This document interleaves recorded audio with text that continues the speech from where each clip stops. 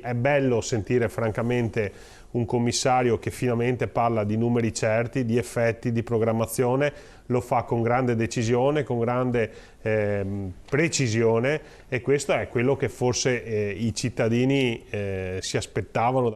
Lui chiaramente si è espresso perché possiamo arrivare già a luglio, insomma, avendo vaccinato una buona parte della popolazione del nostro paese, finalmente cercando di raggiungere appunto per settembre, diciamo, l'immunità di gregge. Il passo cadenzato dell'Alpino sembra mettere tutti d'accordo, almeno per un giorno, ma il tema dei vaccini si accompagna a quello delle riaperture del coprifuoco al centro della riunione della cabina di regia fissata lunedì 17. Su questo fronte il ministro D'Incà conferma l'approccio graduale del premier Draghi.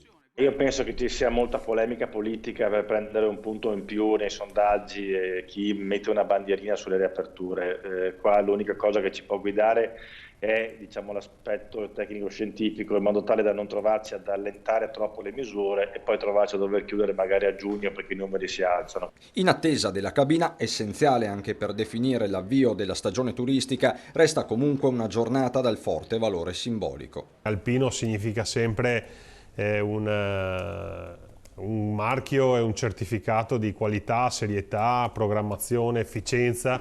Credo che sia davvero una bella immagine per i veneti, per il Veneto. Orgoglio alpino che viene sottolineato dal trevigiano Sebastiano Favero, presidente nazionale di ANA e amico di Figliuolo. L'augurio da amico che gli dico: continua su questa strada, continua su questo impegno, perché veramente stai dimostrando quello che è la capacità e l'efficienza che io credo questa nostra Italia, di cui questa nostra Italia aveva sicuramente bisogno. Augurio che in serata potrebbe essere fatto di persona. Io sono a Milano, mi rientro, so che lui si ferma a Verona, vedremo se possiamo anche idealmente abbracciarci e scambiarci qualche sorriso e magari un buon bicchiere di vino.